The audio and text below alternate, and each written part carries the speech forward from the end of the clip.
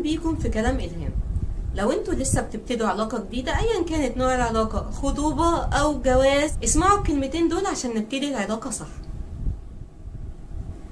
علشان ندخل علاقة ونبتديها صح، اول حاجة لازم تتوفر فيكم هي احساسكم بقدر معين من السعادة. مش لازم تكون شخص سعيد جدا في حياتك يعني، لكن يبقى عندك قدر معين من السعادة يخليك تدخل العلاقة دي وانت مش مستني من الشخص اللي قدامك ان هو يكون محور حياتك وانه يكون المصدر الوحيد لسعادتك. لا، انتوا عندكم مصادر كتير للسعادة متنوعة.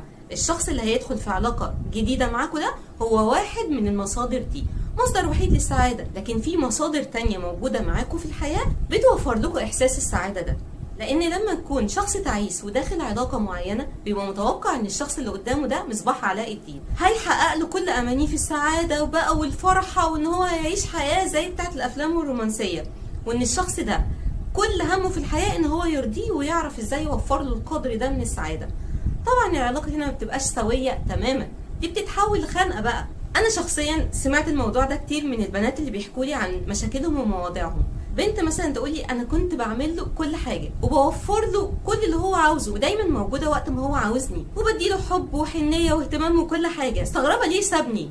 نرجع كده ندور مع بعض كده جوه العلاقه، نلاقي ان هي كانت على طول بتتوقع منه ان هو يوفر لها السعاده اللي هي بتطلبها او اللي هي بتدور عليها. على سبيل المثال مثلا لو في يوم ما كلمهاش الصبح وقال لها صباح الخير تبقى مصيبه سودة، وتفضل منكده عليه طول الوقت ان هو ما عملهاش كده، ودي حاجه بتحسسها بالسعاده، لحد ما الطرف اللي قصادها بيحس خلاص ان هو اتخنق وان مش دي الحياه اللي هو عاوزها، وان الشخص ده بدل ما يكون مصدر سعاده ليه زي ما هي بقى عايزه يكون مصدر سعاده ليها، يعني بقى حاجه خانقه كده وتقيله على قلبه.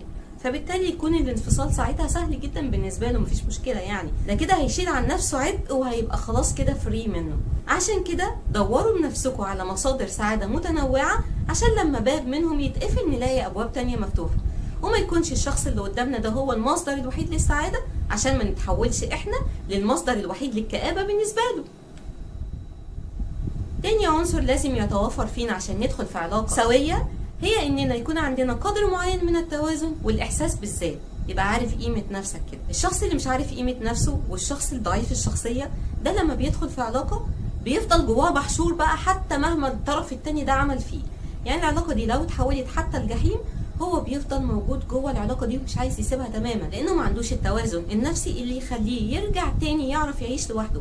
هو احساس الوحده بالنسبه له شيء قاتل تماما، فمهما الشخص ده يعمل فيه هو عاوز يفضل جوه العلاقه دي عشان بس احساس الامان ده اللي بيديهوله الشخص اللي موجود معاه. مهما كان اللي بيعمله فيه مفيش مشكله خالص، كل ده عنده اهون من ان هو يرجع وحيد تاني. وزي ما قلت الاحساس ده بيكون نابع شويه من قله التقدير للذات وكمان من ضعف الشخصيه شويه. الشخص اللي عنده احساس عالي بذاته وعنده شخصيه متوازنه ده لما بيحصل اي حاجه مش مفروض ان هي تكون موجوده في العلاقه او ان العلاقه دي تتهدم بسبب ما، يعني بيقدر كويس جدا ان هو يفصل نفسه ويخرج بره العلاقه.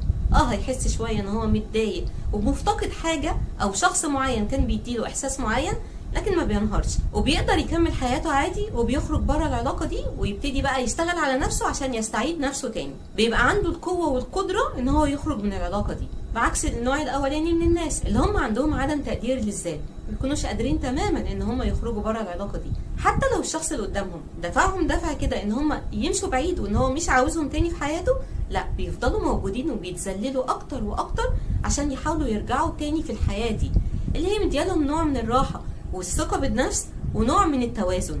هم حاسين بكده لكن الحقيقه ده مش حقيقي، ده احساس جوه عقلهم الباطن بس، لكن الواقع بيقول ان هم بيذلوا نفسهم وان هم عايزين يفضلوا مع شخص هو مش عاوزهم اصلا. يبقى هنا زي ما انا قلت الدور بتاع قوه شخصيتنا هو اللي بيخلينا نخرج بره العلاقه دي باقل الخسائر الممكنه، واحنا كده محافظين على برستيجنا ومحافظين على احساسنا بذاتنا. يعني تلخيصا للكلام ده كله، علشان نبتدي علاقه سويه لازم احنا نفسنا نكون من جوانا اشخاص اسوياء، لا معتمدين على حد عشان يمدنا بالسعاده ولا معتمدين على حد عشان يكمل لنا حياتنا. هو بيدخل في حياتنا عشان يزود لنا حاجه معينه ويحقق لنا اكتمال معين، لكن من غيره ما ينفعش ان حياتنا تقع. لو عندنا المقومات اللي انا قلتها دلوقتي هيكون عندنا القدره ان احنا نكمل بعد ما العلاقه تنتهي. واتمنى يكون كلامي النهارده فادكم او فاد اي واحد فيكم لسه مش عارف يقف على اول الطريق، واستنوني في الحلقه الجايه من كلام الهام.